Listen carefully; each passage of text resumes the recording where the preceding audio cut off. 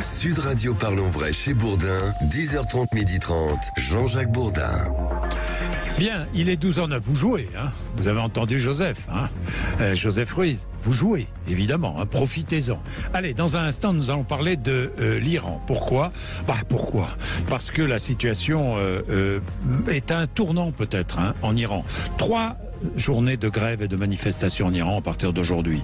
Le régime iranien, vous le savez, a aboli la police des mœurs, mais quel sera l'impact de cette décision sur la mobilisation ?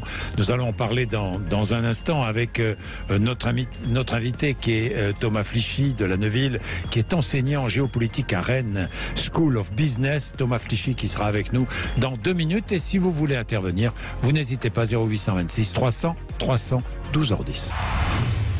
Sud Radio Parlons Vrai chez Bourdin, 10h30, 12h30, Jean-Jacques Bourdin. Il est 12h13, l'Iran. 3 journées de grève et de manifestation en Iran à partir de ce lundi. Vous savez que le régime a aboli la police des mœurs. Oui, mais attention, hein. Attention, il faut bien regarder tout cela de près. Et je vais le faire avec Thomas Flichy de la Neuville, qui est enseignant en géopolitique à Rennes School of Business. Bonjour. Bonjour. Merci d'être avec nous, Thomas Flichy. D'abord, ces 3 journées de grève et de manifestation en Iran. Là, on dépasse évidemment les étudiants.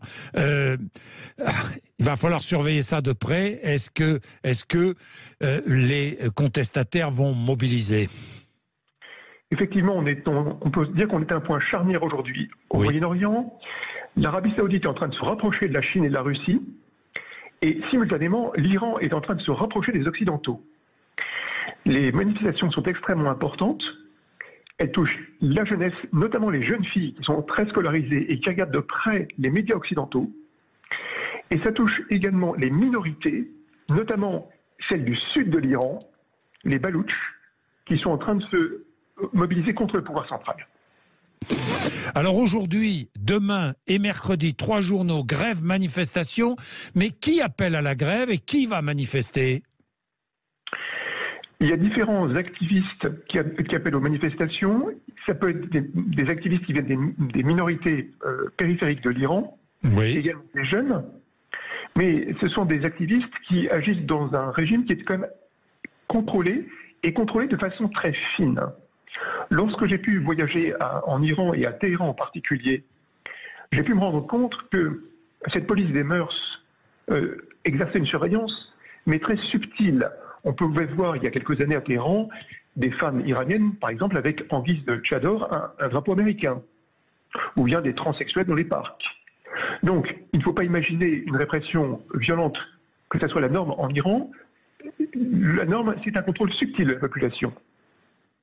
Mais dites-moi, la police des mœurs abolie par le procureur général. Attention, la police des mœurs n'a rien à voir avec le pouvoir judiciaire, dites-vous. Pourquoi ?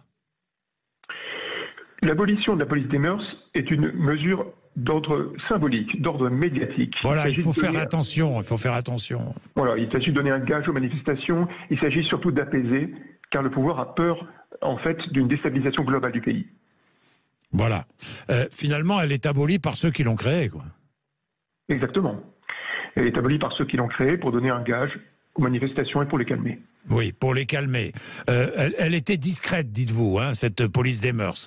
Mais ça veut dire quoi ? Ça veut dire qu'aujourd'hui, le pouvoir est un peu aux abois ou pas encore ?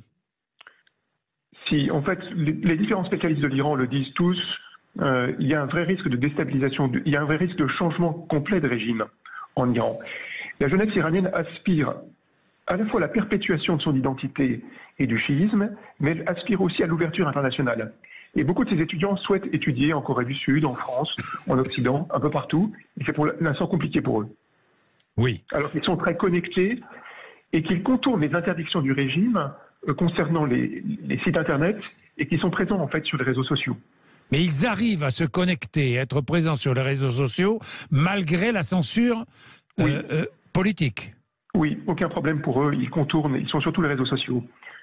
En fait, la numérisation de l'Iran a généré une transformation sociale très importante. Elle a permis, en fait, à ces Iraniens de savoir exactement ce qui se passait à l'extérieur. Alors vous dites, ces 3 journées sont 3 journées charnières. Charnières, pourquoi ? tout va dépendre de l'agrégation des mécontents. Alors, qui sont les mécontents aujourd'hui en Iran, à part les étudiants et étudiantes qu'on entend et qu'on voit? Il s'agit de peut-être un mécontentement un petit peu général contre un régime qui est un petit peu à bout de souffle et qui essaye de tenir un pays qui n'a pas reçu d'investissement depuis maintenant 40 ans, qui est marqué par le népotisme, par la corruption et qui aspire à naturellement retrouver l'Occident, car les Iraniens considèrent que les Occidentaux sont leurs cousins. Mais est-ce que les petits commerçants, par exemple, qui sont importants en Iran, sont mobilisés aujourd'hui contre le pouvoir? Bien sûr, le bazar joue un rôle capital. Vous le soulignez, à Téhéran, le gros bazar de Téhéran est central dans la ville. Les bazaris ont un rôle politique capital. Ils sont mobilisés et ils souffrent d'un problème, c'est que le marché iranien a été envahi par les marchandises chinoises. En effet, l'Iran a eu d'autres choix. Une fois que les Américains ont exercé de la pression sur les Européens pour qu'ils se retirent d'Iran, l'Iran n'a eu d'autres choix que de s'ouvrir vers la Chine et vers l'Inde. Or, finalement, ces marchands sont concurrencés par ces marchandises à bon marché venant de Chine. Venant de Chine. Et ça, ces marchands n'en veulent pas. Oui, les Chinois se sont substitués aux Occidentaux sur tous les marchés iraniens. Et en fait, les Chinois ont même introduit en Iran le yuan numérique, pouvant faire de l'Iran une colonie financière de la Chine. Donc l'Iran est devenu un laboratoire d'expérimentation de la colonisation financière chinoise au Moyen-Orient. Voilà, savoir et comprendre le matin sur l'antenne de Sud Radio. Thomas Flichy, vous m'avez surpris en me disant l'Arabie Saoudite se rapproche de la Russie. Pourquoi dites-vous cela? Les Russes sont aujourd'hui pris à la gorge en Ukraine d'une façon militaire. Leur réplique à cette prise, de cette pression militaire est une réplique financière. Ils se rapprochent de l'Arabie Saoudite qui génère la puissance financière américaine en transformant le pétrole en dollars. Mohamed Ben Salman, il y a maintenant quelques mois, a déclaré qu'il se réservait la possibilité de vendre son pétrole en yuan numérique chinois. S'il le faisait, ce serait un coup fatal porté à la puissance financière américaine. Ce serait un retournement complet. Et les Chinois viennent de signer une série d'accords majeurs avec l'Arabie Saoudite. Donc on a une possibilité d'inversion de posture totale entre l'Arabie Saoudite, qui passerait du côté des Orientaux, et de l'Iran, qui passerait du côté des Occidentaux. Et pourquoi l'Iran passerait du côté des Occidentaux? S'il y a une véritable révolution, si le régime chute, les premiers investisseurs seront les Israéliens et les Américains. Les Israéliens, en Iran? Bien sûr. Est-ce que les Israéliens jouent un rôle dans cette révolte iranienne? C'est très difficile pour eux et ça ne serait pas prudent de leur côté car les Iraniens sont adeptes des théories de la conspiration. Chaque fois qu'il y a un événement, ils imaginent que cet événement est tiré par des mains étrangères. Et c'est quelque chose de très ancien car l'Iran a été conquis pendant 1000 ans par des conquérants étrangers. Et cette conquête fait que ces théories en fait sont très importantes. Donc ce ne serait pas prudent pour les Israéliens de tirer ces fils. Donc les Israéliens ne jouent pas de rôle en Iran aujourd'hui, regardent la situation et attendent. Exactement. Attendent que le pouvoir en Iran tombe. Voilà, et lorsqu'il sera tombé, eh bien on reviendra à la vieille alliance très ancienne entre les Perses et les Juifs, entre finalement ces cousins germains qui se miment, ces deux îles créatrices et imaginatives qui se miment continuellement et qui sont soit dans la fusion, soit dans l'assassinat. Et je rappelle aussi que l'Iran est chiite et non pas sunnite, contrairement à l'Arabie Saoudite par exemple.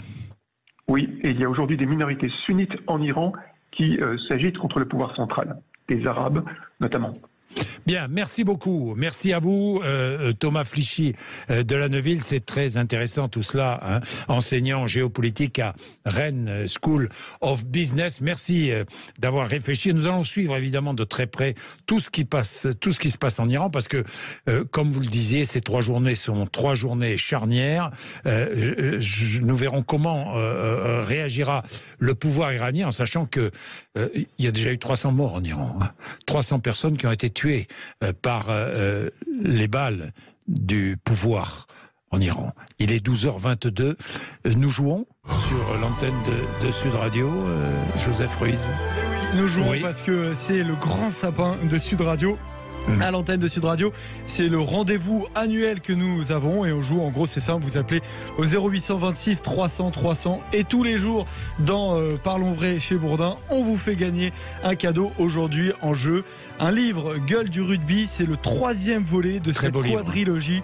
Exactement, c'est un très très joli livre et c'est une saga 2023 joueurs pour 2023. La Coupe du Monde va être organisée sur notre sol et sur ce 3e volet, en couverture, il y a Sébastien Chabal, une légende du rugby français. Et c'est un livre en gros autour de l'ADN du rugby français. C'est en tirage limité, il est en cours d'impression et on vous a fait gagner sur Sud Radio 376 portraits, photos et interviews vidéo. Oui, un gros livre. On a un gagnant aujourd'hui. C'est une gagnante. Sur Sud Radio, une gagnante. Oui. Elle est avec nous sur Sud Radio. Bonjour Jocelyne. Bonjour. Ça va Jocelyne? Oui, bonjour Monsieur Bourdin. Vous êtes contente, j'imagine? Oui, je suis très très contente, ça me fait très plaisir. Et pour le cadeau et surtout aussi pour vous avoir au téléphone. Je vous remercie, je remercie toute l'équipe de Sud Radio, sans oublier Patrick Roger, notre animateur préféré. Oui. On apprécie aussi beaucoup votre émission que vous faites tous les jours. C'est super sympa, vous nous informez de tout. Jocelyne, vous écoutez Sud Radio depuis longtemps? Oh oui, depuis plusieurs années. Oh oui, oh là là, je ne pourrais pas vous dire quand, mais oui, j'adore. Oui, j'adore parce que c'est très intéressant. Bon. Vous nous informez sur tout. Tout le monde est sympa.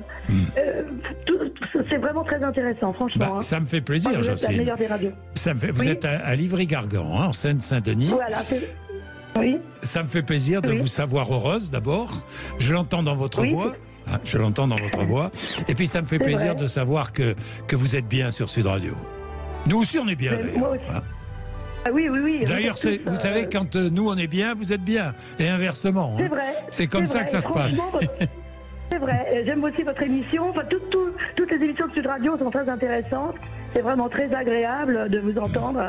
On est toujours avec vous quand on se lève, hop, on met Sud Radio. C'est agréable. Vous avez des fans de rugby autour de vous, Jocelyne? Oui. Oui, mon mari un peu, et puis... vous verrez, c'est un livre magnifique, tirage limité, c'est un très gros livre, c'est magnifique. Je suis content. C'est magnifique. Bon, écoutez, merci beaucoup. On est content, oui, merci beaucoup. Je vous remercie encore. Mais je vous en prie, Jocelyne. Je vous souhaite de bonnes fêtes. Merci, vous aussi. Votre fidélité est récompensée. Merci pour vos émissions. Voilà, merci beaucoup à tous, ainsi que pour l'accueil qu'ils nous réservent quand on est appelé. Voilà, merci à tous. Merci. Bonne fête à tous. Merci. Roger, vous et tout le monde, toute l'équipe. Merci. Et c'est vrai que tous les responsables du Standard, tous ceux qui travaillent avec nous, et puis la réalisation de cette émission. Je les remercie à travers vous, Jocelyne, parce qu'ils font un travail formidable. Il est 12h25. Merci d'être avec nous tous les matins. Demain, nous serons là, évidemment, 10h30, midi et demi. Je vous laisse avec André Berkoff.